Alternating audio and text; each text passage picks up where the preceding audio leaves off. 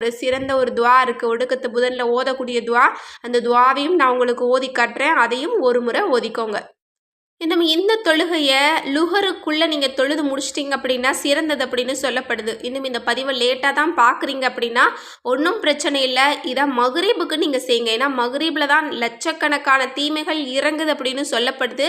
எனவே நீங்கள் மகரீபில் கூட நீங்கள் செய்யுங்க. இல்லை நேரம் தாண்டி போயிடுச்சு, இஷாவில் தான் நாங்கள் இந்த பதிவை பார்க்குறோம் அப்படின்னா இஷாவிலையாவது நீங்கள் இந்த தொழுகையை முடிச்சுக்கோங்க.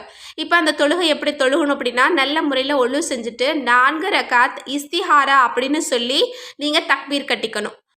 முதல் ரக்காத்தில் சூரா ஃபாத்திஹாவுக்கு பின்னாடி சூரா கௌசர் 17 முறை, சூரா இஹ்லாஸ் 5 முறை, சூரா ஃபலக் 1 முறை, சூரா நாஸ் 1 முறை. இதே போல தான் நீங்கள் 4 ரக்காத்தையும் தொழுகணும். 4 ரக்காத்துலேயுமே சூரா கௌசர் ஓதியிருக்கணும், சூரா இஹ்லாஸ் ஓதியிருக்கணும், சூரா ஃபலக் ஓதியிருக்கணும், சூரா நாஸ் ஓதியிருக்கணும்.